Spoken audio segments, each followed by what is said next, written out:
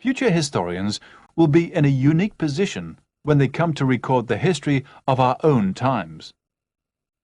They will hardly know which facts to select from the great mass of evidence that steadily accumulates. What is more, they will not have to rely solely on the written word.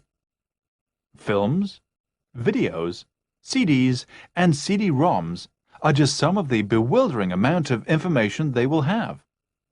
They will be able, as it were, to see and hear us in action. But the historian, attempting to reconstruct the distant past, is always faced with a difficult task.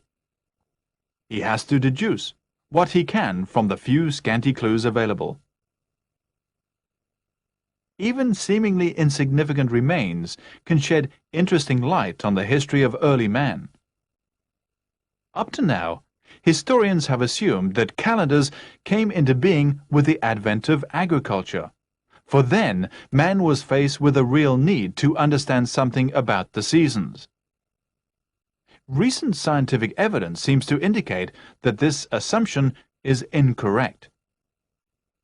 Historians have long been puzzled by dots, lines, and symbols which have been engraved on walls, bones, and the ivory tusks of mammoths. The nomads who made these markings lived by hunting and fishing during the last ice age, which began at about 35,000 BC and ended about 10,000 BC.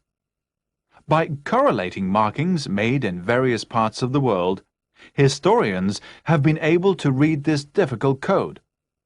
They have found that it is connected with the passage of days and the phases of the moon. It is, in fact, a primitive type of calendar. It has long been known that the hunting scenes depicted on walls were not simply a form of artistic expression. They had a definite meaning, for they were as near as early man could get to writing.